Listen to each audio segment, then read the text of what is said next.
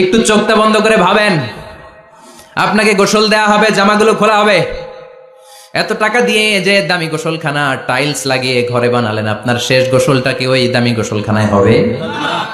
লাশ যেখানে ধোয়া হয় ওই জায়গায় ধোয়া হবে, আপনাকে কাফন পরানো হবে, আপনার কলিজার টুকরা ছোট বাচ্চাটারে বলা হবে আব্বু দেখে যাও তোমার বাবারে শেষবারের মতো দেখো। আপনার বাবা মা শেষবারের মতো একটা নজর দিয়ে আপনার চেহারাটা দেখে নিবে, বন্ধু বান্ধবরা শেষবারের মতো একবার আপনারে দেখে নিবে, জানাজার জায়গায় নেওয়া হবে। হবে না এই ঘটনাটা আমাদের? হ্যাঁ, হবে কিনা? হাজার হাজার মানুষ শেষ বিদায় দেওয়ার জন্য আসবে। 4টা তাকবীর দিয়ে ইমাম নামাজ শুরু করবে, আল্লাহু আকবার, আল্লাহু আকবার, আল্লাহু আকবার, আল্লাহু আকবার বলে নামাজ শুরু করবে। নামাজ শেষ, এবার পালকিতে করে কবরে যাওয়ার পালা। যেতেই হবে, যেতেই হবে। পালকিতে করে লোকজন নিতে শুরু করবে। কবরস্থানের ওই জায়গায় যেখানে মানুষ বছরে মানুষ না মরলে যায় না, ওই গহীন নিঝুম কবরস্থানে ঢুকানো হবে। পালঙ্ক থেকে নামিয়ে আপনার জন্য করে রাখা আগ থেকে কবরটার মধ্যে শুইয়ে দেয়া হবে। উপরে বাঁশ দিয়ে ছাউনি, শেষবারের মতো সবাই দেখে বাঁশের ছাউনির উপরে মাটি চাপা দিবে, ঠিক কিনা? চলে যাবে সবাই, কেউ নাই, অন্ধকার, শুধু অন্ধকার। এই অন্ধকার যেন শেষ হতে চায় না। সবাইকে মরতে হবে, কেউ থাকবে না এই পৃথিবীতে। প্রাণ নিয়ে যারা আগমন করার সুযোগ পেয়েছে সবাই মরবে, আজ হোক কাল, আগে হোক পরে, সবাইকে যেতে হবে। চিল্লায় বলেন ঠিক কিনা? আবার আল্লাহ বললেন আইনামা তাকুনু ইউদ্রিকুমুল মাউত, যেখানেই থাকো না কেন মৃত্যু তোমাদেরকে ছাড়বে না, মৃত্যু তোমাদেরকে সাক্ষাৎ করবে, মৃত্যু তোমাদেরকে খুঁজে বের করবে। যদিও শুধু আকাশ পানে পালাও সেথায় লাগিয়ে সিঁড়ি, আকাশের উপরে যদি বিশাল সিঁড়ি লাগিয়ে চতুর্থ আকাশে চলে যান, চাঁদের মধ্যে বাড়ি করেন, মঙ্গল গ্রহে বাড়ি করেন, ওই জায়গায় মালাকুল মাউত আপনারে খুঁজে পাবে না। চাঁদেও খুঁজে পাবে, মঙ্গল গ্রহে যদি যান, স্যাটেলাইট, আমাদের একটা বঙ্গবন্ধু স্যাটেলাইট চ্যানেল লঞ্চ করা হয়েছে না, ওইখানে গেলে তো আর নাই মালাকুল মাউত। কথা বলেন। আল্লাহ বললেন ওয়াজাআত সাকরাতুল মাউতি বিল হক, মৃত্যুর কষ্ট তোমাদের ছাড়বে না, যেখানেই তোমরা থাকো না কেন মৃত্যু ঠিকই তোমাদের পাকড়াও করবে। চিল্লায় বলেন ঠিক কিনা? আবার মৃত্যুর একটা নির্ধারিত সময় আছে, ওই সময় যখন আসে 1 সেকেন্ড আগেও আসে না, পরেও আসে না। কার কথা? লিকুল্লি উম্মাতিন আজালুন ফাইযা জাআ আজালুহা লা ইস্তাখিরুনা সাআতাও ওয়ালা ইস্তাকদিমুন। মৃত্যুর জন্য একটা নির্ধারিত টাইম আছে, টাইমটারে বেঁধে দিয়েছে কে? ওই টাইমটা যখন চলে আসে 1 সেকেন্ড আগেও আসে না, 1 সেকেন্ড পরেও আসে না, অন টাইম আসে। কিভাবে আসে? On time. কথা বলেন, সবাই বলেন অন টাইম, আরো জোরে বলেন। Death will come on time, death never late.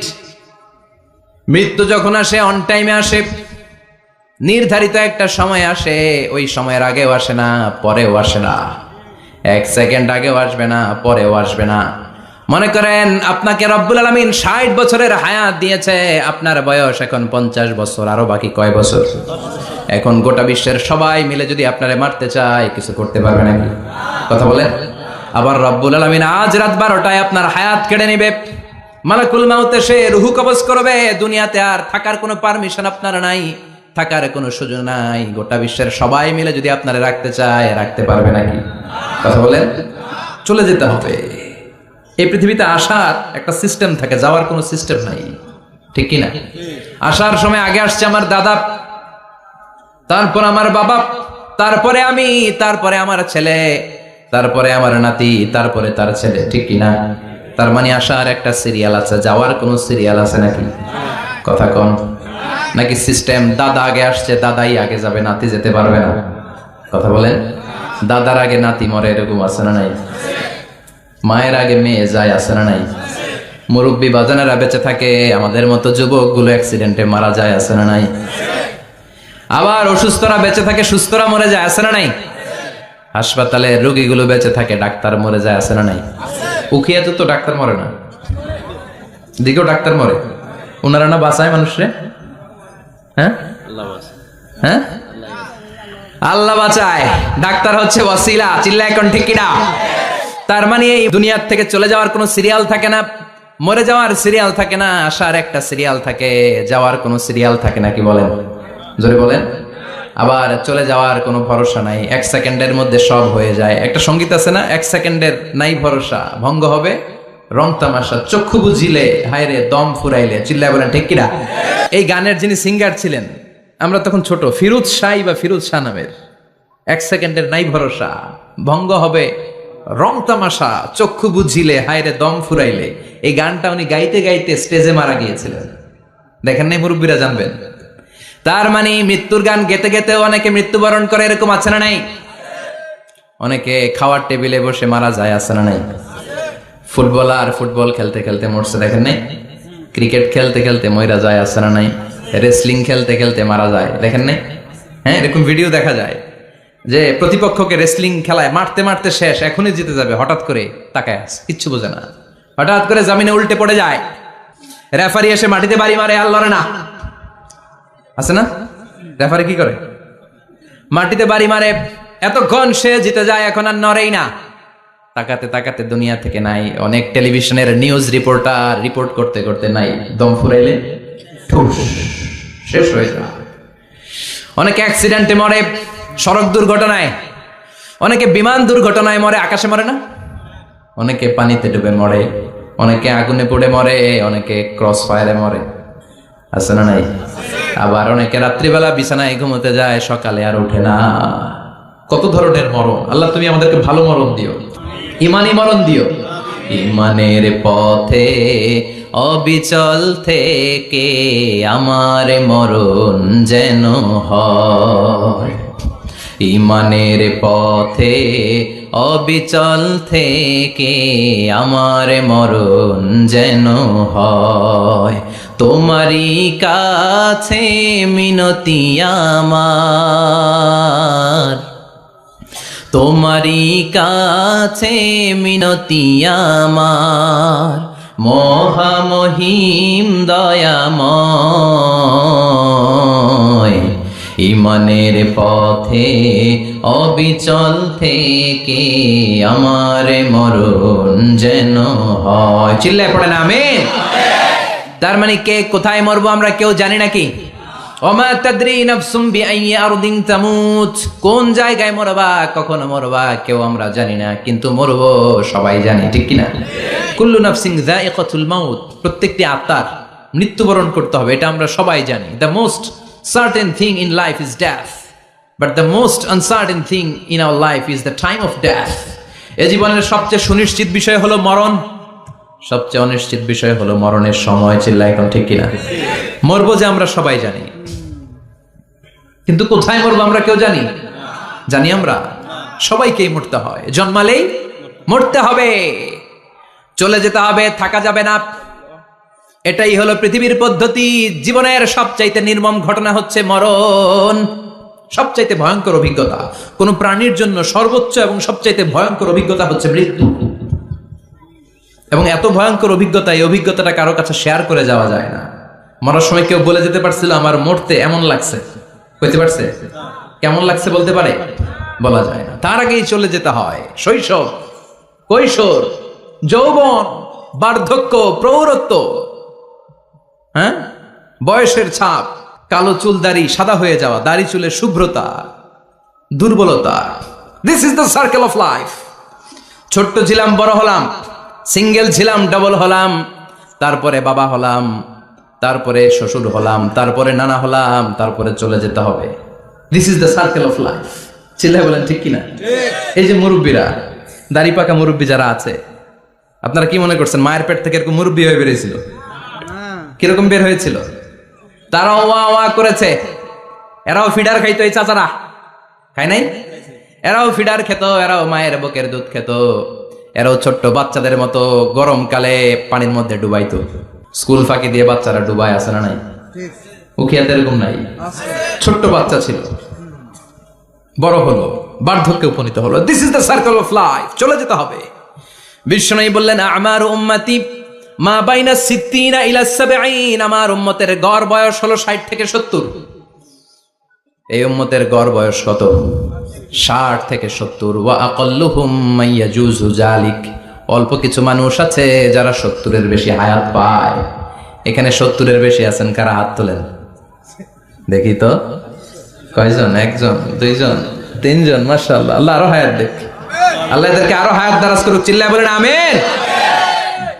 তার মানে আমার উম্মতি মা বাইনা 60 ইলা 70। বিশ্বনবী বললেন এই উম্মতের গড় বয়স 60 থেকে 70, আর 70-এর বেশি হায়াত পাবে। ওয়া আকাল্লুহুম মাইয়াজুজু যালিক, 70-এর বেশি পাবে হাতে গোনা, গুনে বের করে ফেলা যায় একজন, দুইজন, তিনজন। বাকি সব 60-এর আগে নাই। ঠুস চিল্লা এখন ঠিক কিনা?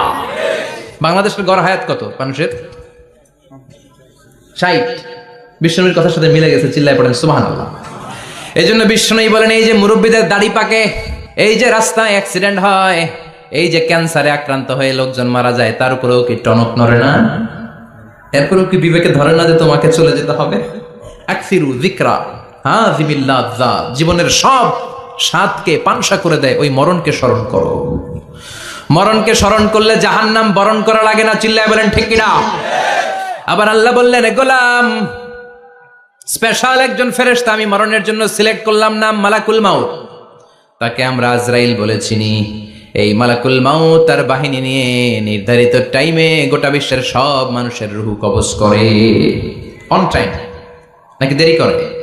মালাকুল মাউত আগেও আসে না, পরেও আসে না। সুবহানাল্লাহ পড়েন। সাইয়েদনা সুলাইমান আলাইহিস সালামের জামানাতে ওনার এক ওয়াজির ছিল, মন্ত্রী। ওই মন্ত্রীকে নিয়ে উনি বৈঠক করতেন। উনার সময় উনি মালাকুল মাউতের সাথে বৈঠক করতেন। শুনতেছেন? আপনাদের মনোযোগ আছে তো? উনি বৈঠকে বসেছেন, মালাকুল মাউতও বসা, ওয়াজিরও বসা। হঠাৎ মালাকুল মাউত ওয়াজিরের দিকে বড় বড় চোখ করে তাকাচ্ছেন। বড় বড় চোখ করে তাকানোতে ওয়াজির ভয় পেয়েছে। হঠাৎ মালাকুল মাউত চলে গেল। ওয়াজির বলে, ও সুলাইমান আলাইহিস সালাম, এই যে লোকটা বড় বড় চোখ করে আমার দিকে তাকালো, এটা কে? সাইয়েদনা সুলাইমান বলে, হাদা মালাকুল মাউত। যে বর্ণনাটা বলছি এটা হাদিস না, এটা হচ্ছে ইসরাইলিয়া, জিউস ট্রেডিশন। কোরআন হাদিসের সাথে কোনো দ্বন্দ্ব নাই, তাই বর্ণনা করা যাবে। বিষ্ণু বলেছেন বাল্লিগু আন্নি ওয়ালাউ আয়া। আবার বলেছেন ওয়া হাদিসু আন বনি ইসরাঈল ওয়ালা হারাজ। বনি ইসরাইলের ট্রেডিশন বর্ণনা করো, জিউস ট্রেডিশন বর্ণনা করো, এতে কোনো সমস্যা নাই।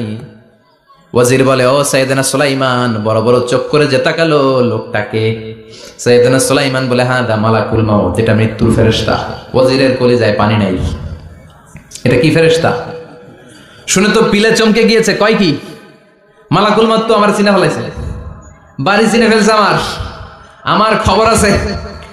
সাইয়েদনা সুলাইমান আলাইহিস সালাম জিনদেরকে দিয়ে কাজ করাতেন, মেঘমালাকে দিয়ে কাজ করাতেন, বিশাল সিংহাসন নিয়ে পৃথিবীর প্রাচ্য থেকে পাশ্চাত্যে ঘুরে বেড়াতেন। সাইয়েদনা সুলাইমানকে ওয়াজির বলে, ও সুলাইমান, মেঘমালাকে আদেশ করে দেন আমি আর এই ফিলিস্তিনের ভূখণ্ডে থাকতে চাই না। আকাশের মেঘমালার উপরে আমারে বসিয়ে দেন, আর বলে দেন আমারে নিয়ে যেন আকাশের মেঘমালা হিন্দুস্তানের ওই দূর পর্বতে রেখে আসে। আকসা আল হিন্দ, হিন্দের সবচেয়ে দূরবর্তী জায়গায় যেন আমারে রেখে আসে। সাইয়েদনা সুলাইমান বললেন, আকাশের মেঘ যাও, আমার ওয়াজিরকে নিয়ে হিন্দুস্তানের একটা উপদ্বীপে রেখে আসো। রেখে আসা হলো। কিছুক্ষণ পর মালাকুল মাউত সাইয়েদনা সুলাইমানের কাছে হাজির। সাইয়েদনা সুলাইমান বললেন, ও মালাকুল মাউত, কই ছিলা? কই একটু আগে হিন্দুস্তান থেকে আপনার ওয়াজিরের রূহ কবজ করে আসছি। সুবহানাল্লাহ পড়েন। এটা আবার কেমন কথা, তুমি ওইখানে গেলা কেন?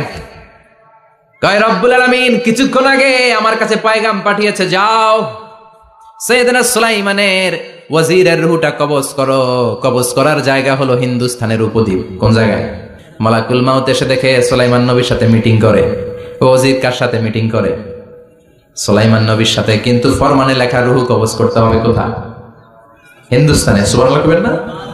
এজন্য বড় বড় চোখ করে আমি তাকিয়েছি, আর মনে মনে ভাবলাম টাইম তো নাই, কারণ মৃত্যু তো অন টাইমে হতে হয়, এখনই ওর রূহ কবজ করতে হবে। কেমন করে ওইখানে যাবে আমি জানি না, আমি আগে চলে যাই। মালাকুল মাউত চলে গেল, যে দেখে ওই জায়গায় ওয়াজিরও হাজির। সাথে সাথে রূহ কবজ করে আল্লাহর কাছে চলে গিয়েছে। পড়েন সুবহানাল্লাহ। এজন্য আল্লাহ বললেন, মালাকুল মাউত আমি নির্ধারণ করে দিয়েছি, পৃথিবীর প্রতিটি মানুষ মালাকুল মাউতকে দেখবে, চাক্ষুষ দেখবে, ভালো হলেও দেখবে, খারাপ হলেও দেখবে। কার কথা?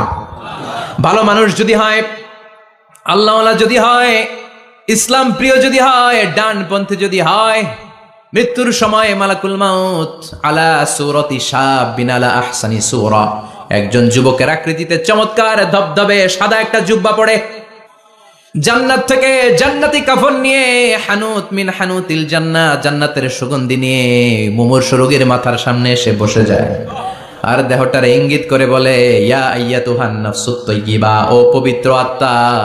আরেক বর্ণনায় এসেছে, ইয়া আইয়াতুহান নাফসুল মুতমাইন্নাহ, ও প্রশান্ত আত্মা, উখরুজি ইলা মাগফিরাতিম মিনাল্লাহ, আল্লাহর ক্ষমার দিকে বের হয়ে আসো। উখরুজি ইলা মাগফিরাতিম মিনাল্লাহি ওয়া রিদওয়ান, আল্লাহর ক্ষমার সন্তুষ্টির দিকে রূহটা বের হয়ে আসো। স্মুথলি বলার সাথে সাথে মুমিনের দেহ থেকে রূহটা বের হয়ে আজরাইলের হাতে চলে যায়। স্মুথলি বলার সাথে সাথে স্বাচ্ছন্দ্যে আনন্দে মুমিনের দেহ থেকে রূহটা সা করে বের হয়ে মালাকুল মাউতের হাতে এসে পড়ে। পড়েন সুবহানাল্লাহ। আল্লাহ এমন মৃত্যু তুমি আমাদের নসিবে রেখে দিও, চিৎকার করে পড়েন আমিন।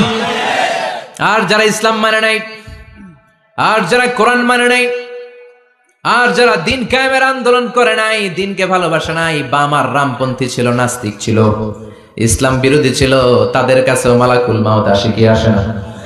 চিল্লায় বলেন আসে কি আসে না? তাদের কাছেও আসে, কিন্তু আলা সূরাতি আকবাহি রাজুল, একজনের চেহারা যত ভয়ঙ্কর হতে পারে, যত নিকৃষ্ট হতে পারে, এরকম ভয়ঙ্করতম নিকৃষ্ট দুর্গন্ধওয়ালা একটা চেহারা নিয়ে আসে।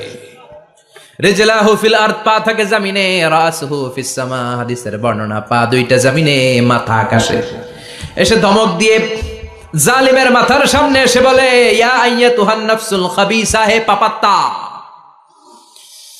হে অপবিত্র আত্মা, উখরুজি ইলা সাখাতিল্লাহি ওয়া গাদাবিহি, আল্লাহর রাগের দিকে, আল্লাহর অসন্তুষ্টির দিকে বের হয়ে আয়। মালাকুল মাউতের এই অর্ডার পাওয়ার সাথে সাথে রূহটা কিন্তু বের হয় না। মুমিনের রূহকে ডাক দিলে যেমনি স্মুথলি বের হয়, কাফিরের রূহ এভাবে বের হয় নাকি? কথা বলেন। রূহটা ডানে যায়, ফাতাতাফাররাক, একবার রূহটা ডানে যায়, আবার রূহটা বায়ে যায়, আবার সামনে যায়, পায়ে যায়, হাতের মধ্যে ঢুকে ডানে বায়ে যায়। মালাকুল মাউত আবার ধমক দিয়ে বলে, ইয়া আইয়াতুহান নাফসুল খাবিসা, পাপাত্তা, বের হয়ে আয়। রূহটা আবার ডানে যায়, বায়ে যায়, সামনে যায়, পেছনে যায়। এবার ঘপাস করে মালাকুল মাউত রূহকে ধরে টান মারে। সারা দেহটা থেকে প্রাণ রস সিক্ত করতে করতে দেহ থেকে রূহটাকে টেনে হিচড়ে বের করে আনে। আর মুমূর্ষু রোগীটা চিৎকার মারতে থাকে, পড়েন না আউযুবিল্লাহ। একটা জীবন্ত ছাগলের চামড়াগুলো জবাই না দিয়ে কেউ যদি টেনে টেনে বের করে, ছাগল জবাই হয় নাই কিন্তু চামড়া এক পাশ থেকে টেনে টেনে টেনে হিচড়ে আপনি গা থেকে বের করলে যত কষ্ট হয়, এর চেয়েও বেশি কষ্ট দিয়ে মালাকুল মাউত বামপন্থী আর কাফেরদের রূহটা দেহ থেকে বের করে আনে। পড়েন না আউযুবিল্লাহ। আমাদের রূহটা যেন আল্লাহ, মুমিনদের রূহ আপনি যেভাবে কবজ করান, ওইভাবে যেন আমাদের রূহটা বের হয়ে আসে। আর জোরে পড়েন আমিন। এজন্য আল্লাহ বললেন, বাল তুসিরুনাল হায়াতাদ দুনিয়া ওয়াল আখিরাতু খায়রুন ওয়া আবকা। পাগলের মতো মোহাচ্ছন্ন হয়ে এই দুনিয়াটার পেছনে ছুটে বেড়াও, এই দুনিয়া আসল নয়, আখিরাত হলো আসল। চিল্লায় বলেন ঠিক কিনা? অস্থির, আমরা ব্যস্ত দুনিয়ার লোভে আর মোহে পড়ে আমাদেরকে যে মরতে হবে, চলে যেতে হবে, এটা ভাবার সময় আমাদের নাই। চিল্লাই কোন ঠিক কিনা? এজন্য বলা হয় মুতু ক্বাবলান তামুতু, মরার আগে একবার মরো। হাসিবু ক্বাবলান তুহাসাবু আলাইক, তোমার হিসাব কিয়ামতের দিন করার আগে তুমি তোমার হিসাব করো। জীবনে কি কি পাপ করেছি আমি জানি, আমার চেয়ে ভালো কেউ জানে না। চিল্লায় বলেন ঠিক কিনা? কি কি অন্যায় করেছি আমার হৃদয়ের মধ্যে কথাগুলো আছে না নাই? পৃথিবীর কেউ না জানলেও আমি জানি কি জানি না? পৃথিবী না জানুক আমি তো জানি, আমি কি পাপ করেছি হায়। পৃথিবী না জানুক আমি তো জানি, আমি কি পাপ করেছি হায়। আমার পাপের করলে বিচার, বাঁচার উপায় নাই আমার। দয়াময় প্রভু মাফ করো আমায়, মাফ করো আমায়। পড়ে না আমি আর জোরে আমিন। এজন্য হাসিবু ক্বাবলা আন তুহাসাবু আলাইক, তোমার হিসাব বসার আগে নিজে হিসাব করো কি কি করলা। আসল মরণের দিন শটান হয়ে তো শুয়ে পড়ো ভাই, মরার আগে আরেকবার মরো। মরার আগে আরেকবার কি করবেন? কথা বলেন। মরার আগে কি করতে হবে? হঠাৎ একদিন বিছানায় শটান হয়ে শুয়ে যান, চক্ষুটা বন্ধ করেন, ভাবেন মরে গিয়েছেন, এই তোমার কুলমাউত চলে এসে রুহুটা নিয়ে গেল। আত্মীয় স্বজন চিৎকার চেঁচামেচি শুরু করে দিল, কান্নার রোল পড়ে গেল চারদিকে। মাইকের মধ্য দিয়ে, মসজিদের মাইকে অ্যানাউন্স হয়, অমুক এলাকার নিবাসী অমুক ভাই আমাদের মধ্যে দুনিয়ায় নাই, তার জানাজা হবে এশার নামাজের পর। সবাই এসে রুহের মাগফিরাত করেন। সবাই আপনারে দেখতে আসবে, কেঁদে কেঁদে লোকজন আপনারে কবর দিতে আসবে। চিল্লায় বলেন ঠিক কি না? কেঁদে কেঁদে সবাই আসবে, দেখার জন্য আসবে। ছেলেগুলো কাঁদবে, স্ত্রী কাঁদবে, বাবা মা কাঁদবে, বন্ধু বান্ধব কাঁদবে। আর ঘরের মধ্যে রাখা হবে না। এবার আপনাকে গোসল দেওয়ার পালা। চক্ষু বন্ধ করে চিন্তার দরকার আছে না নাই? কথা বলেন। একটু চোখটা বন্ধ করে ভাবেন, আপনাকে গোসল দেওয়া হবে, জামাগুলো খোলা হবে। এত টাকা দিয়ে যে দামি গোসলখানা টাইলস লাগিয়ে ঘরে বানালেন, আপনার শেষ গোসলটা কি ওই দামি গোসলখানায় হবে? লাশ যেখানে ধোয়া হয় ওই জায়গায় ধোয়া হবে। আপনাকে কাফন পরানো হবে। আপনার কলিজার টুকরা ছোট বাচ্চাটারে বলা হবে, আব্বু দেখে যাও, তোমার বাবারে শেষবারের মতো দেখো। আপনার বাবা মা শেষবারের মতো একটা নজর দিয়ে আপনার চেহারাটা দেখে নিবে। বন্ধু বান্ধবরা শেষবারের মতো একবার আপনারে দেখে নিবে। জানাজার জায়গায় নেওয়া হবে। হবে না এই ঘটনাটা আমাদের? হ্যাঁ, হবে কি না? হাজার হাজার মানুষ শেষ বিদায় দেওয়ার জন্য আসবে। চারটা তাকবীর দিয়ে ইমাম নামাজ শুরু করবে। আল্লাহু আকবার, আল্লাহু আকবার, আল্লাহু আকবার, আল্লাহু আকবার বলে নামাজ শুরু করবে। নামাজ শেষ। এবার পালকিতে করে কবরে যাওয়ার পালা। যেতেই হবে, যেতেই হবে। পালকিতে করে লোকজন নিতে শুরু করবে। কবরস্থানের ওই জায়গায় যেখানে মানুষ বছরে মানুষ না মরলে যায় না, ওই গহীন নিঝুম কবরস্থানে ঢুকানো হবে। পালঙ্ক থেকে নামিয়ে আপনার জন্য করে রাখা আগ থেকে কবরটার মধ্যে শুইয়ে দেয়া হবে। উপরে বাঁশ দিয়ে ছাউনি। শেষবারের মতো সবাই দেখে বাঁশের ছাউনির উপরে মাটি চাপা দিবে। ঠিক কিনা? চলে যাবে সবাই, কেউ নাই, অন্ধকার, শুধু অন্ধকার। এই অন্ধকার যেন শেষ হতে চায় না। এই ঘটনা ঘটবে না আমাদের? কথা বলেন, ঘটবে কিনা? এজন্য মরার আগে এগুলো চিন্তার দরকার আছে না নাই? মরার আগে আরেকবার মরার দরকার আছে না নাই? এজন্য রব্বুল আলামিন বলেন, বাল তুসিরুনাল হায়াতাদ দুনিয়া ওয়াল আখিরাতু খায়রুন ওয়া আবকা। এই দুনিয়ার জীবনটাকে তোমরা আসল জীবন মনে করো, এটা আসল জীবন নয়। আসল জীবন হলো কবরের জীবন। চিল্লায় বলেন ঠিক কি না? আল্লাহ তোমার এই দুনিয়ায়, আল্লাহ তোমার এই দুনিয়ায় কেউ আসে কেউ চলে যায়, তবু তোমার ভয়ে কারো কাঁদে না হৃদয়। এই দুনিয়াতে আমার বদলে গেল মন। চারিদিকে দেখি শুধু সুখেরই স্বপন। ভাবলো না মন আল্লাহ ছাড়া,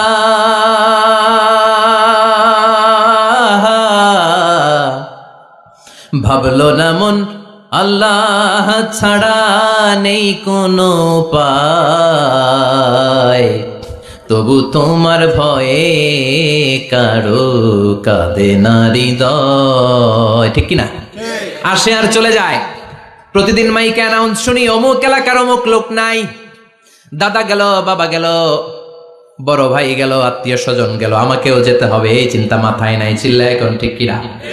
এজন্য লাইফটা হলো one time, one chance. Second কোনো চান্স আপনাকে দেয়া হবে নাকি? কাফেররা বলবে, ইয়া রাব্বি আরেকটা সুযোগ দেন। লাউ আন্না লানা কাররা ইয়ানি মাররা। আল্লাহ আরেকটা সুযোগ যদি পেতাম, দুনিয়াতে ভালো করে আসতাম। আল্লাহ বলবেন, ইন্নাহা কালিমাতুন কাইলুহা, এটা শুধু তাদের মুখের কথা, তাদেরকে আবার সুযোগ দিলেও তারা কিচ্ছু করবে না। চিল্লা এখন ঠিক কিনা? এজন্য একটা চান্স আমরা পেয়েছি, এই দুনিয়ার ওয়ান চান্সে আমরা ভয় পাবো একজনকে। চিল্লায় বলেন তিনি কে? আল্লাহ। এজন্য যেতে আমাদেরকে হবে। এই মরণ থেকে পালানোর কোনো সুযোগ কেউ পালাতে পারে নাই। এই মরণ হলো আখিরাতের প্রবেশদ্বার। মরণ নামক পালকিতে চড়ে আমরা কবরের ভেতরে ঢুকি। মরণ হলো প্রথম পর্ব, কবর হলো দ্বিতীয় পর্ব। যেরকম ঠিক কিনা? এজন্য বিশ্বনবী বললেন, আল কবর রাউদাতুম মিন রিয়াদিল জান্নাহ আও হুফরাতুম মিন হুফারিন নার। কবর হলো কারো জন্য জান্নাতের বাগান, কারো জন্য জাহান্নামের গর্ত। আমরা বলি, আল্লাহ আমাদের কবরটারে জান্নাতের বাগান বানাও। আর জোরে পড়েন আমিন। আবার বিশ্বনবী বললেন ইন্নাল কবরা আউয়াল মানজিল মিন মানাজিলিল আখিরাহ, কবর হলো আখিরাতের মানজিলগুলোর প্রথম মানজিল। আখিরাতে একটার পরে একটা অনেকগুলো স্টেশন আপনাকে পার হতে হবে। প্রথম স্টেশনটার নাম হলো কবর। প্রথম স্টেশনের নাম কি? এই কবর নামক স্টেশনে যদি আপনি মাফ পেয়ে যান, সামনের সব স্টেশনগুলোতে মাফের ব্যবস্থা করবে কে? আল্লাহ। আর কবর নামক স্টেশনে যদি ধরা খেয়ে যান, আপনার মায়ের আছে না নাই? লাশটাকে যখন রাখা হয়, লাশটা চিনে কে আমারে রাখলো, কে আমাকে ধৌত করলো, কে আমারে কাফন পড়ালো। এজন্য বিষ্ণুই বলেছেন মুমূর্ষের সামনে বসে বসে পড়ো লা ইলাহা ইল্লাল্লাহু মুহাম্মাদুর রাসূলুল্লাহ, লাকিনু মাউতাকুম লা ইলাহা ইল্লাল্লাহ। মুমূর্ষের সামনে দাঁড়িয়ে দাঁড়িয়ে পড়ো লা ইলাহা ইল্লাল্লাহ। এই লা ইলাহা হচ্ছে জীবিতদের জন্য কালিমা, আর আমরা মরার পরে এই জিকির করি, ঠিক না? আমাদের দেশের অনেক জায়গায় লাশ নিয়ে কবরে যাওয়ার সময় লা ইলাহা পড়ে না। না, এটা আগের জিকির, মরার আগের জিকির। মরার আগে আপনাকে অ্যানাউন্সমেন্ট দিতে হবে আল্লাহ ছাড়া কোনো ইলাহ নাই, বিশ্বনবী হচ্ছেন শেষ নবী এবং রাসূল। চিল্লায় বলেন ঠিক কি না? লাশটাকে যখন রেখে দেয়া হয়, বিশ্বনবী যত মানুষকে কবরে রেখেছেন তারপরে দাঁড়িয়েছেন আর বলেছেন ইস্তাগফিরু লিআখিকুম, তোমার ভাইদের জন্য তোমরা দোয়া করো। ফাইন্নাহুল আনা ইউসআল, এখনি তাকে কবরে সওয়াল করা হবে। কবরে প্রশ্ন আছে না নাই? কথা বলেন। বিশ্বনবী খাদিজাতুল কুবরা, ওনার প্রথম স্ত্রী খাদিজাতুল কুবরা তাহেরাকে কবরের মধ্যে রেখে দিয়ে কাঁদতে শুরু করলেন, চোখের পানি ছেড়ে অনেক দোয়া করলেন। দোয়া শেষে সব সাহাবারা ঘরে ফিরে যায়, বিশ্বনবী যায় না। সাইয়েদনা আবু বকর বললেন ও নবী চলেন ঘরে যাই, অনেক তো দোয়া করলেন। বিশ্বনবী বললেন আবু বকর তুমি যাও, আমি যাব না। এইটা সাধারণ মহিলা না, এটা বিপদের দিনের সঙ্গিনী খাদিজা। মক্কায় যখন আমার কেউ ছিল না, খাদিজা আমারে ভুলে নাই। 3 বছর কাফিররা আমাকে জেলখানায় বন্দি রেখেছে, নাম শিয়াবে আবি তালেবের জেলখানা। আমার স্ত্রী ওই জেলখানার জীবনেও আমারে ছাড়ে নাই, আমার সাথে 3 বছর খাদিজাও জেল খেটেছে। এই একটাই মহিলা, যেই মহিলাকে আল্লাহ আরশের উপর থেকে সালাম দিয়েছে, মহিলাটার নাম খাদিজা। আল্লাহু আকবার। আমার সব সন্তান আল্লাহ খাদিজার পেট থেকে দিয়েছে।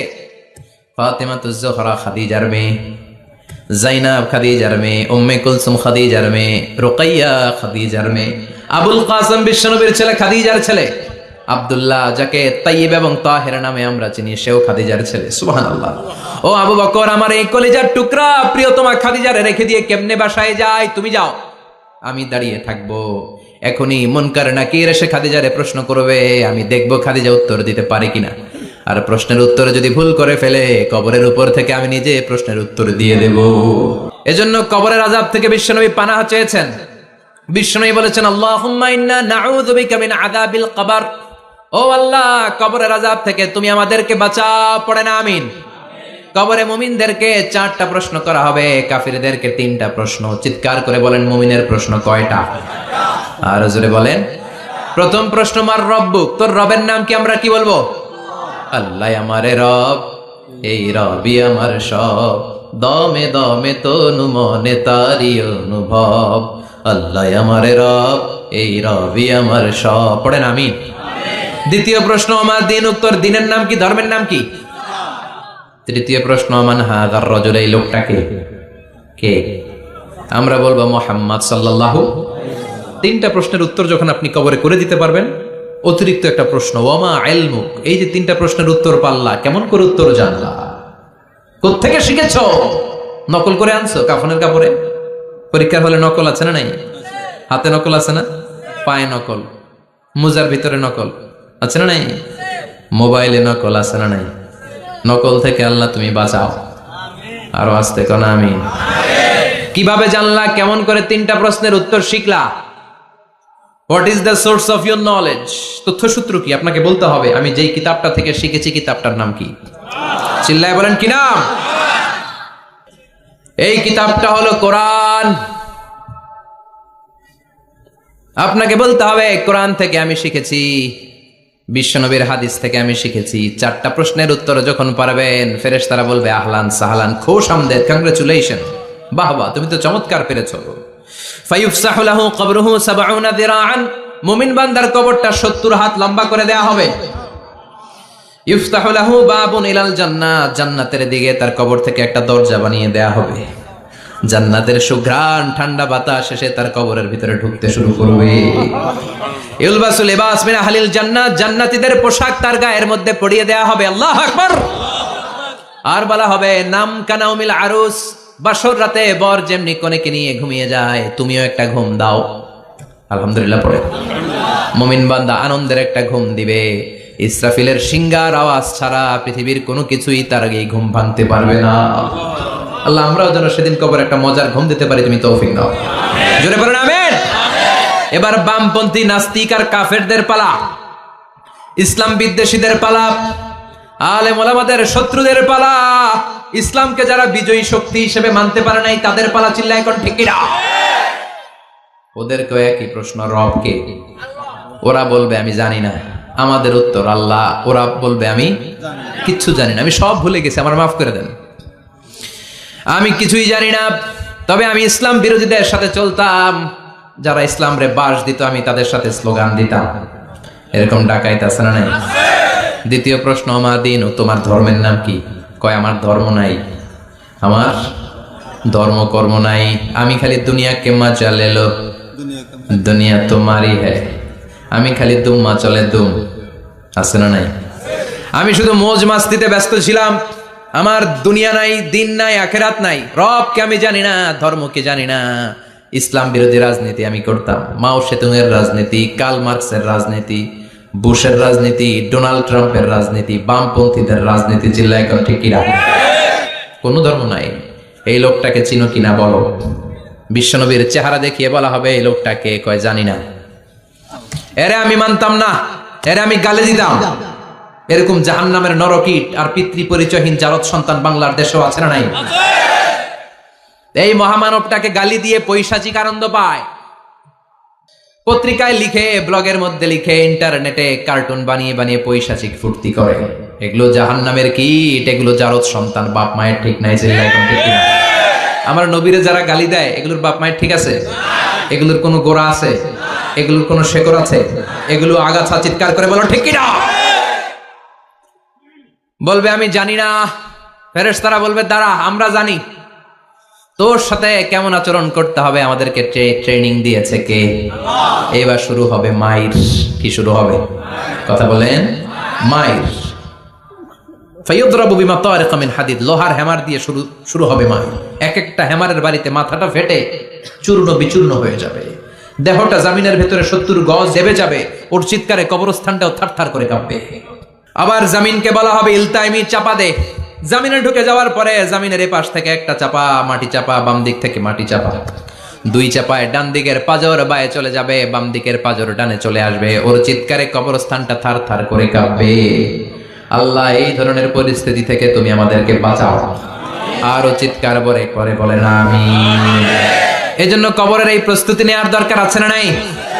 কোরআনের পক্ষে থাকার দরকার আছে না নাই? ইসলামের পক্ষে থাকার দরকার আছে না নাই? ইসলামী আন্দোলনের সাথে থাকার দরকার আছে না নাই? ইসলামের বিজয় চাওয়ার দরকার আছে না নাই? যে লোক ইসলামের বিজয় চায় না, যে লোক চায় না ইসলাম দিয়ে দেশ শাসিত হোক, যে লোক চায় না কোরআনটা সংসদ ভবনে নেতৃত্ব দেখ, তার অন্তরে ঈমান থাকতে পারে নাকি? চিল্লায় বলেন পারে? যে ঈমান প্রয়োজনে জ্বলে ওঠে না, যে ঈমান সত্যনের কথা বলে না, যে ঈমান প্রয়োজনে জ্বলে ওঠে না, যে ঈমান সত্য ন্যায়ের কথা বলে না, যে ঈমান বাস্তবে নাই, যে ঈমান অন্তরে নাই, মুখে শুধু ফাঁকা বলি, কি করে তারে বলো ঈমানে বলি, কি করে তারে বলো ঈমানে বলি, কি করে তারে বলো ঈমানে বলি। ঠিক না? যে ঈমান দিন কায়েমের আন্দোলনের ধার ধারে না, যে ঈমান লেবাসধারী কোরআন হাদিস তাও পড়ে না, যে ঈমান খাজার নামে মাজার করে ফুলুস কামাই। আছে না নাই? উখিয়াতে নাই? উখিয়াতে মাজার আছে নাকি? সাগর পারে এগুলো থাকে? এগুলোর সাথে ইসলামের সম্পর্ক আছে? কথা বলেন আছে? যে ঈমান খাজার নামে মাজার গড়ে ফুলুস কামাই, যে ইমান শিরকিয়াতের আমল করে ভীত না হয়, যে ইমান বাস্তবে নাই, যে ইমান ময়দানে নাই, মুখে শুধু কথার কলি, কি করে তারে বলো ইমানে বলি, কি করে তারে বলো ইমানে বলি, কি করে তারে বলো ইমানে বলি। চিল্লায় বলেন ঠিক কিনা? এজন্য ইমানের দাবি হচ্ছে অন্যায়কে প্রতিরোধ করতে হবে, হকের পক্ষে থাকতে হবে। এটাই তো মুমিন, যে ইসলামকে বিজয়ী শক্তি হিসেবে দেখতে চায়, যে কোরআনের আইন চায়, যে কোরআনের রাজ চায়। চিল্লায় বলেন ঠিক কিনা? এজন্য আমরা আল্লাহর কাছে কামনা করি, আল্লাহ তুমি আমাদেরকে ইমানের মৃত্যু দাও, তুমি আমাদেরকে কবরের সব প্রশ্নগুলো সহজ করে দাও। পড়ে না আমিন, আরো জোরে পড়ে না আমিন। এজন্য আল্লাহ বললেন বাল তুসিরুনাল হায়াতাদ দুনিয়া ওয়াল আখিরাতু খায়রু ওয়া আবাকা। ও আমার গোলাম, দুনিয়ার এই জীবনটাকে তোমরা আসল জীবন মনে করো, এই জীবন কিন্তু আসল জীবন না। আসল জীবন হলো আখিরাতের জীবন। কোন ঠিক কি না? এই জন্য মৃত্যু থেকে যতই পালাও, পালিয়ে বেঁচে থাকতে পারবা নাকি? পারা যাবে? চিল্লায় বলেন। কোন নবীরা পারছে? আদম আলাইহিস সালাম মৃত্যু থেকে বেঁচে গেছে না? মরছে? কথা বলেন না। উনি পৃথিবীর একমাত্র মানুষ যিনি জানতেন যে উনি কতদিন বাঁচবেন। সুবহানাল্লাহ পড়েন। উনি জানতেন উনি কতদিন বাঁচবেন। কেন আল্লাহ জানালেন? এর কারণ মৃত্যু কি এটা উনি জানেই না, কেমনে মরে দেখেই নাই, কষ্ট কি জানে না। আমরা আমাদের দাদাকে মরতে দেখেছি, বাবাকে মরতে দেখেছি, মামাকে মরতে দেখেছি, মরণের কত কষ্ট আমরা দেখি, এজন্য ভয় আছে না নাই? আদম আলাইহিস সালামের দাদা আছে নাকি? বাবা, মামা, খালু, শালা আছে নাই? এজন্য মৃত্যু যে কেমন এটা উনি জানতেন না। এজন্য আল্লাহ জানিয়ে দিলেন, আদম পৃথিবীতে তুমি 1000 বছর বাঁচবে। আলফু সানা।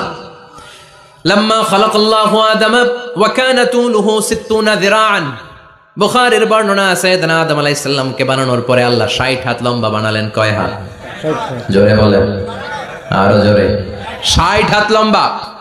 এরপরে ওনার ঔরসে পৃথিবীতে যত নারী আসবে, পুরুষ আসবে রূহের জগতে, সবগুলো রূহকে বসিয়ে দিলেন বৈঠকে। সুবহানাল্লাহ।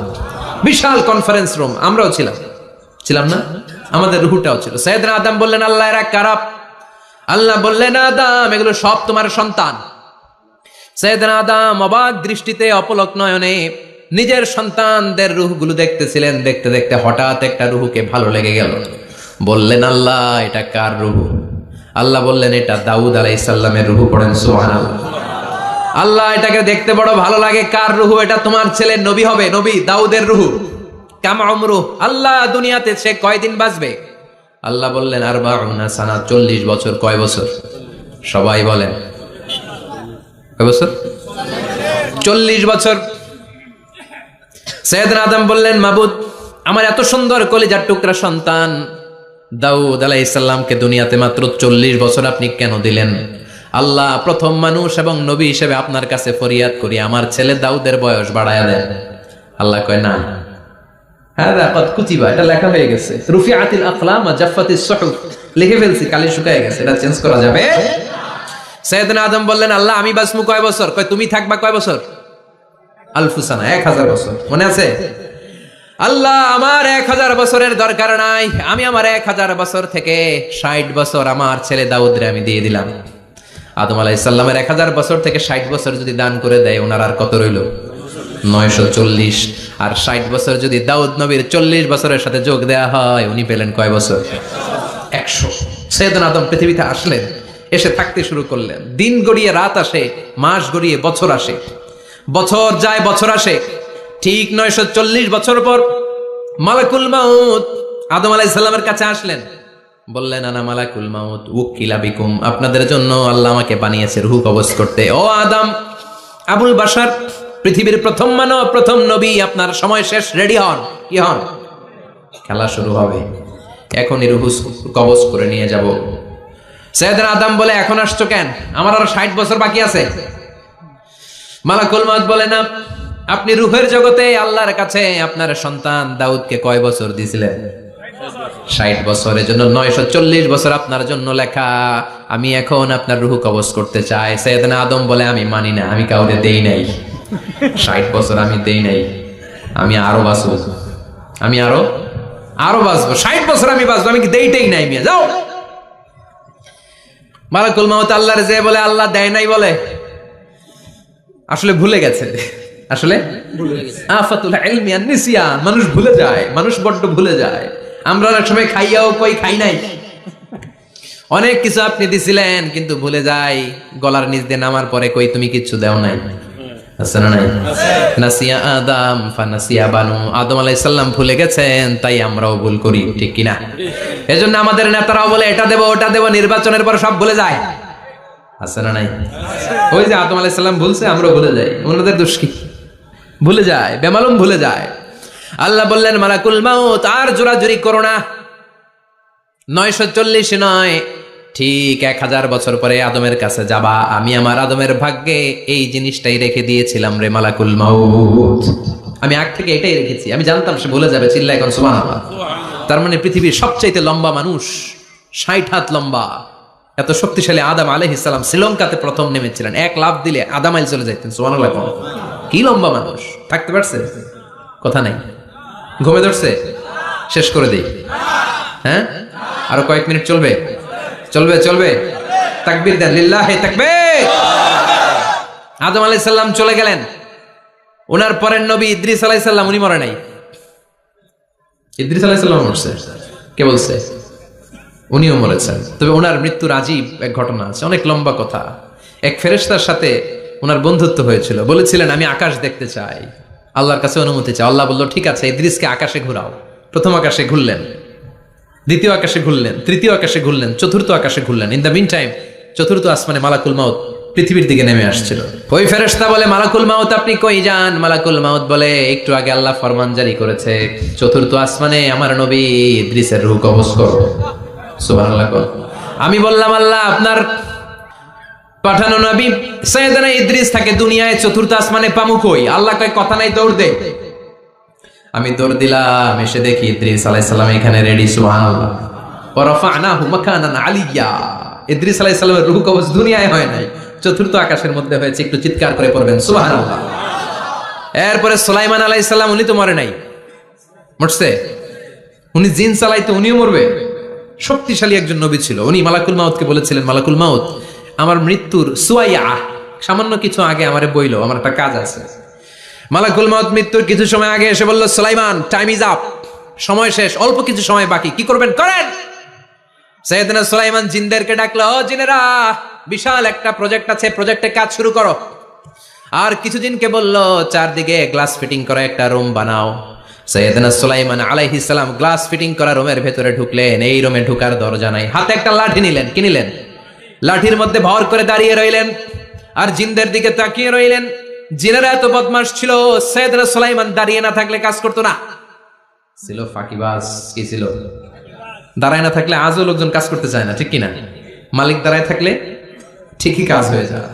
সুলাইমান আলাইহিস সালাম লাঠির মধ্যে ভর দিয়ে দাঁড়িয়ে রইলেন আর বললেন কাজ করো। জিনেরাও কাজ শুরু করলো।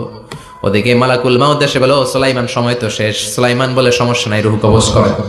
উনি লাঠির মধ্যে ভর দিয়ে দাঁড়িয়ে রইলেন। গ্লাস ফিটিং করা রুমের ভিতরে কোরআন সাক্ষী। মালাকুল মাউত ওইভাবে লাঠিতে ভর দেওয়া অবস্থায়, দাঁড়ানো অবস্থায় সাইয়েদনা সুলাইমান আলাইহিস সালামের রূহ কবজ করে নিলেন। উনি এমন ভাবে দাঁড়িয়েছেন, রূহ চলে গেল, লাশ হয়ে দাঁড়িয়ে রইলেন। লাঠির মধ্যে দাঁড়িয়ে আছেন, জমিনের মধ্যে লুটিয়ে পড়ে নাই। সুবহানাল্লাহ। জিনগুলো দূর থেকে ভাবলো বস তো দাঁড়ায় আছে। কে দাঁড়ায় আছে? জিনেরা মনে করছে বস দাঁড়ায় আছে, কাজ করতেই হবে। করতে করতে পুরা প্রজেক্টের কাজ শেষ। ইন দ্য মিন টাইম ঝিঝি পোকা, উই পোকা, যেই পোকা কাঠ খেয়ে ফেলে, এই কাঠ খাওয়ার পোকা সুলাইমান আলাইহিস সালাম লাঠির ভেতরে ঢুকে লাঠিও খেয়ে ফেলেছে। সাইয়েদনা সুলাইমান আলাইহিস সালাম ধপাস করে জমিনে পড়েছে। আর জিনেরা কয় হায় হায়, খালি খালি কাম করছে এতদিন। সুবহানাল্লাহ কইবেন না? সুলাইমান আলাইহিস সালাম বাঁচতে পারে নাই, চলে গেলেন। মুসা আলাইহিস সালাম মরছে, উনি মরবে কেন? উনি তো খালি মারে। মরছে এক থাপ্পড়ে, ফেরাউনের বাবুর্চি নাই। মুখের আগে হাত চলতে কয়েকজন, এর মধ্যে মুসা আলাইহিস সালাম আছে না নাই? মালাকুল মাউত মানুষের আকৃতিতে অনুমতি না নিয়ে ঘরের ভেতরে ঢুকে গেল। ঢুকে বলে আনা মালাকুল মাউত, আমি মৃত্যুর ফেরেশতা। তো কি চাও? জিতু আন আকবাদা রূহাক, আপনার রূহ কবজ করতে আসছি। কিন্তু মুসা আলাইহিস সালাম দেখতেছেন দিব্যি একজন মানুষ, কি দেখে? আবার সালাম দেয় নাই, অনুমতি নিয়েও ঢুকে নাই। অমিয়া অনুমতি নিয়ে ঘরে ঢোকার দরকার আছে না নাই? মুসা আলাইহিস সালামের মেজাজ বড় গরম। উনি বললেন কি করবি? কয় আপনারে মারবো। কয় এদিকে আয়। মালাকুল মাউত মনে মনে ভাবে এতদিন সব মানুষগুলো আমারে দেখলে দিত দৌড়, আজকে মনে হয় আমারে দিতে হবে দৌড়। এক পা গায়ে দুই পা পেছায় সাহস করে সামনে গেলেন, আবার মুসা আলাইহিস সালাম দিলেন এরকম থাপ্পড়, ফাসাক্কাহু ফাফাকু আইনা, বুখারীর বর্ণনা, এক থাপ্পড়ে চোখ নাই। ঠিকই মালাকুল মাউত দৌড়, এক দৌড়ে আল্লাহর কাছে। আল্লাহ বললেন রাখো, এটা মুসা আলাইহিস সালাম, তার মেজাজ বড্ড গরম, আমাকে কথা বলতে হবে। আল্লাহ বললেন মুসা, বুখারীর বর্ণনা, গরুর পিঠের উপর হাত রেখে দাও। রাখা হলো।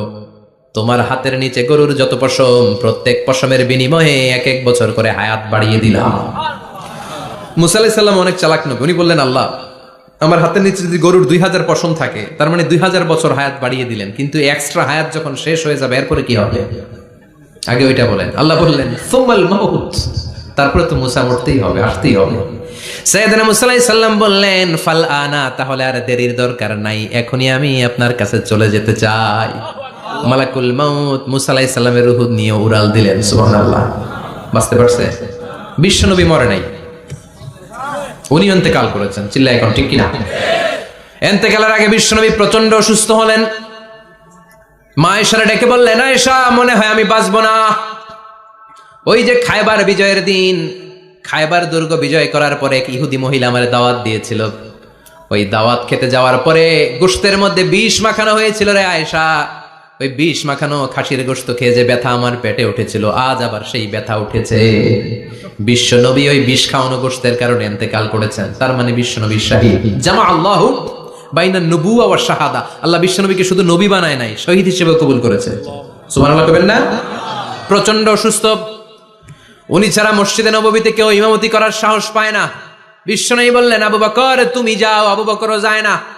বিশ্বনবী বললেন পানি আনো, বিশ্বনবী পানি দিয়ে ওযু করলেন, ওযু করে কয়েকজন সাহাবীকে ধরে উঠতে চাইলেন, আবার ধপাস করে বেহুশ হয়ে পড়ে যায়, বিশ্বনবী উঠতে পারে না। আবার বললেন ঠান্ডা পানি আনো, পানির ভেতরে বিশ্বনবী 2 হাত ঢুকিয়ে দিয়ে ঠান্ডা ভিজা হাত দিয়ে চেহারার মধ্যে মাসে করলেন, আর বললেন ইন্নালিল মাউতি লা সাকারাত, হায়রে মৃত্যুর কি যন্ত্রণা, হায়রে মৃত্যুর যে কি কষ্ট। ও মিয়া, বিশ্বনবী যদি মৃত্যুর কষ্টে কাতরায়, আমাদের অবস্থা কি? আমাদের নসিবে কি আছে? আল্লাহ তুমি বাঁচাও, পড়ে না আমি। বিশ্বনবী কাঁদছেন, সাহাবারা একের পর এক দেখতে আসে, কান্নার রোল পড়ে গেল চারদিকে। বিশ্বনবীর কলিজার টুকরা নয়নের পুটুলি সাইয়্যিদাতুনা ফাতিমা বিশ্বনবীর কান্না সহ্য করতে পারে না, বিশ্বনবীকে ধরে সাইয়্যিদাতুনা ফাতিমা কান্নাকাটি শুরু করে দিলেন, আর বললেন ওয়া কুরবা আবা, ওয়া কুরবা আবা, হায় হায় আমার বাবার কি কষ্ট, আমার বাবার কি কষ্ট হচ্ছে। বিশ্বনবী বললেন ফাতেমা তুমি কেঁদো না, আমার কষ্ট আজকের পরে আর থাকবে না, আজকে তোর বাবার সব কষ্ট বন্ধ হয়ে যাবে। কি যেন কানে কানে বললেন, ফাতেমা আরো কেঁদে দিল। আবার কানে কানে কি যেন বললেন, ফাতেমা হেসে দিল। বিশ্বনবীর ইন্তেকালের অনেক পর মা আয়েশার কাছে ফাতেমা বললেন, আমি যখন প্রথমে কেঁদেছিলাম আব্বা বলেছিল আমি আর বাঁচব না রে ফাতেমা, আবার কানে কানে একটা কথা বলার পরে হেসেছিলাম, আব্বা বলেছিল আমার পরে আমার পরিবার বর্গের মধ্য থেকে সর্বপ্রথম তোমার সাথে আমার দেখা হয়ে যাবে রে ফাতেমা। অল্প কয়েক মাসের ব্যবধানে সাইয়্যিদাতুনা ফাতেমা উনিও ইন্তেকাল করলেন। বিশ্বনবী শোয়া থেকে উঠতে পারে না, এক সাহাবীকে দেখলেন মেসওয়াক করছে, বিশ্বনবী মেসওয়াকের দিকে তাকিয়ে রইলেন, বিশ্বনবীর নিথর দেহটা পড়ে আছে। আয়েশারা যে বলবে আয়েশা মেসওয়াক দাও, বলতে পারে না। মা আয়েশা বুঝতে পেরে মেসওয়াক আনলেন, বিশ্বনবীকে মেসওয়াক করিয়ে দিলেন। এবার বিশ্বনবী বললেন ও আবু বকর শোনো, আল্লাহ আমাকে অপশন দিয়েছে। কি দিয়েছে? আল্লাহ বলেছে নবী আজীবন থাকতে চাইলে থাকেন, আর আসতে চাইলে চলে আসেন। আমি থাকতে না চেয়ে আল্লাহর কাছে চলে যাওয়ার ইচ্ছা করলাম। সাইয়েদনা আবু বকর কান্না জুড়ে দিলেন। বিশ্বনবী বললেন আসসালাত আসসালাত, ও আমার উম্মতেরা নামাজ তরক করো না। ইন্তেকালের আগে বললেন নামাজ ছেড়ে দিও না, আর বললেন ওয়ামা মালাকাত আইমানুকুম, তোমাদের অধীনস্থ কর্মচারীদের সাথে খারাপ আচরণ করো না, ঘাম শুকানোর আগে পয়সা দিয়ে দিও। আর হাত দুটো উঁচু করে বললেন আল্লাহুম্মা ইলার রাফিকিল আলা, ও আল্লাহ আমি আপনার কাছে যেতে চাই। এই কথাটা বলে বিশ্বনবীর হাত দুইটা ধপাস করে জমিনে পড়ে গেল, বিশ্বনবীও চলে গেলেন। থাকতে পেরেছে কেউ? চিল্লায় বলেন। এজন্য আমরা আল্লাহর কাছে ঈমানি মৃত্যু চাই। কি মৃত্যু? আমরা উত্তম মৃত্যু চাই। চিল্লায় বলেন কি মৃত্যু? এজন্য মরণের আগে ঈমান নিয়ে মরার দরকার আছে না নাই? বিশ্বনবী দোয়া করতেন আল্লাহুম্মা রযুকনা হুসনাল খাওয়াতিম, ও আল্লাহ আমাদের শেষটা যেন ভালো হয়। শেষ কথা বলি, এদিকে তাকা, মনোযোগ আছে? বলতেন আল্লাহুম্মা রযুকনা হুসনাল খাওয়াতিম, ও আল্লাহ আপনি আমাদেরকে ঈমানের মৃত্যু দেন, আমাদের শেষটা ভালো করেন, কারণ সব ভালো তার শেষ ভালো। জানেন না এটা আপনারা? সব ভালো তার শেষ ভালো। আজীবন ইসলামের পক্ষে, আজীবন নামাজি মুত্তাকি, মরার আগে কাফের হয়ে মরে, এরকম আছে না? আবার আজীবন কাফের, ইসলামের বিরোধী, ইন্তেকালের আগে কালিমা পড়ে সব মাফ করায়, আছে না নাই? বিশ্বনবীর শ্বশুর আবু সুফিয়ান, নাম শুনছেন? বদরের যুদ্ধে বিশ্বনবীর বিরুদ্ধে, মক্কায় বিশ্বনবীর ঘুমাতে দেয় নাই, উহুদের যুদ্ধে বিশ্বনবীর সাথে ফাইট, খন্দকের যুদ্ধে বিশ্বনবীর সাথে মারামারি, আহজাবের যুদ্ধে কিলাকিলি, সারাটা জীবন বিশ্বনবীর সাথে মারামারি, মক্কা বিজয় কালিমা পড়ে মুসলমান হয়েছে। গোটা জীবনে যা অন্যায় করেছে সব মাফ করে দিয়েছে কে? এজন্য আমরা আল্লাহরে বলি, আল্লাহ কালিমাটা পড়তে পড়তে যেন আমরা মরতে পারি, চিৎকার করে পড়ে না আমিন। জিহাদের ময়দানে এক সাহাবা যুদ্ধ করতে লাগলেন। বুখারীর বর্ণনা, যুদ্ধ করতে করতে কাফেরদেরকে মারতে মারতে, হাদিসের ভাষ্য লা ফাযা ওয়ালা শাযা ইল্লা ইয়াদরিবুহা বিসাইফি, তার সামনে যত কাফের আসে সে কচুকাটা করে। অন্য সাহাবীরা খুশি হয়ে যায়, অন্য সাহাবীরা বলে আজকের সব সওয়াব এই সাহাবী পেয়ে যাবে। কিন্তু বিশ্বনবী হঠাৎ করে একটা কথা বললেন, ওই কথা শুনে সাহাবীরা অবাক। বিশ্বনবী বললেন হুয়া ফিন্নার, ও জাহান্নামে যাবে। কই যাবে? জিহাদের ময়দানে এক মুজাহিদ সাহাবী কাফেরদেরকে মেরে শেষ, কিন্তু বিশ্বনবী বললেন কই যাবে? কথা কয় না। এক সাহাবী কয় ঘটনা কি? এত বড় মুজাহিদ ফি সাবিলিল্লাহ কেন জাহান্নামে যাবে? আমি লুকিয়ে লুকিয়ে দেখি। লুকিয়ে লুকিয়ে ওই সাহাবী দেখে মুজাহিদ সাহাবী যুদ্ধ করতে করতে কাফেরদের বিশাল একটা ঘাটির ভেতরে ঢুকে গেল। মারতে মারতে মারতে মারতে হঠাৎ এক কাফেরের আঘাতে এই মুজাহিদ সাহাবীর ডান হাতটা কাটা পড়ে গেল। এবার ডান হাত দিয়ে ফিনকি দিয়ে রক্ত বের হতে শুরু করলো। মুজাহিদ সাহাবী আর যন্ত্রণা সহ্য করতে পারে না। যন্ত্রণা সহ্য করতে না পেরে কাতরাতে কাতরাতে নিজের হাতের ছুরিটাকে জমিনের মধ্যে কেটে দিয়ে ছুরির উপর ঝাঁপিয়ে পড়ল। পেটের এই দিক দিয়ে ঢুকে ওপাশ দিয়ে বের হয়ে গেল, এফার ওপার হয়ে গেল, মানে আত্মহত্যা করলো। ঠিক কি না? জাহান্নামী না? কথা কয়। লুকিয়ে লুকিয়ে যে সাহাবা দেখেছে, চিৎকার দিয়ে বিশ্বনবীর কাছে যায় বলে আশহাদু আন্নাকা রাসূলুল্লাহ, ও নবী আপনি যে আসল নবী, কোনো সন্দেহ নাই, আমি লুকিয়ে লুকিয়ে দেখেছি। ওই মুজাহিদ সাহাবা বেঁচে নাই, সে কাফেরের আঘাতে শহীদ হয় নাই, নিজের পেটে নিজে ছুরি ঢুকিয়ে আত্মহত্যা করেছে। আজীবন বিশ্বনবীর সাথী, মরার আগে জাহান্নামী। আমরা কেউ জানি না আমাদের শেষটা কেমন হবে, এজন্য আমাদের শেষটা ভালো হোক, ভেরি সেন্সিটিভ ইস্যু। আমাদের শেষটা ইমানের হোক। এখন যেমনি মাথা ঠিক আছে, বুদ্ধিমত্তার সাথে শাহাদাত বাক্যের উপর যেন আমরা মরতে পারি, আমরা পড়ে আমিন। চিল্লায় পড়ে না আমিন।